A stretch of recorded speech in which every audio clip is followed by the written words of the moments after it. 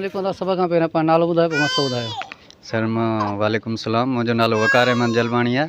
मुंहिंजो भाउ आहे जावेद। हिनखे बेगुनाह जेको आहे त ॿधी विया हुया। पहिरियों जेको आहे त क़ुरान साखियूं 4 चङा विच में विझी 3 ॾींहं छॾियो। 3 ॾींहंनि खां बाद में वरी ॿीहर खणी विया त अब्दुल हक़ खटियाण जेको आहे उन तशद्दुद करे उन माना पंहिंजे पुलिस जे ज़ोर ते मार ॾिनी अथसि। मार में उनखे तकलीफ़ थी पई आहे। हिन वक़्तु उहो इस्पताल में पियो आहे। छा तकलीफ़ थी? तकलीफ़ जेको आहे त उनखे दिलि में सूरु पइजी वियो आहे।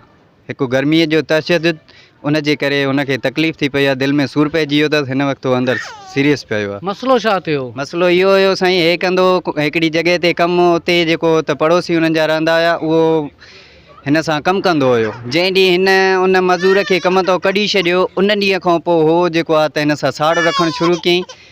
उन्हनि जी का बराल वलालम छोकिरी वई आहे या लिकाई अथऊं, कुझु बि कई अथऊं। हिन वक़्तु हाणे जेको आहे त उहे था चवनि त असांजी छोकिरी तव्हां खईं आहे, हीअं कयो आहे, हूअं कयो आहे। असां साखपत बि ॾिनीसीं उन्हनि खे, चङा वठी वियासीं, 4 चङा बाक़ाइदे उन्हनि खे साखपत ॾिनीसीं बिल्कुलु एसएच जे साम्हूं, 4 चङनि जे साम्हूं क़ुरान शरीफ़ खणी बिल्कुलु वीडियो रिकॉर्डिंग कराईसीं। त बि 3 ॾींहं छॾियो। 3 ॾींहंनि खां पोइ वरी जेको आहे त हींअर खणी विया त सॼो जेको बि सिस्टम आहे अब्दुल हक़ खटियाण जो आहे।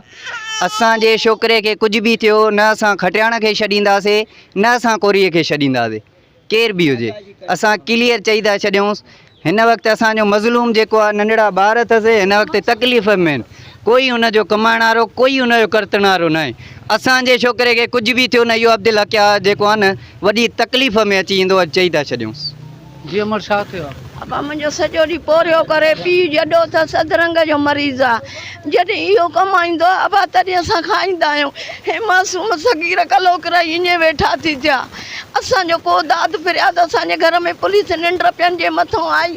अबा मुंहिंजो पुठी जो गाढ़ो गोॾड़ी रहो ज़ाल जो बदलुसि उन रहे खां मथियूं अबा गेलींदी मुंहिंजे खे ओॾाए वई। उते अबा मुंहिंजे खे मारे कुटे ख़तमु कयो अथऊं।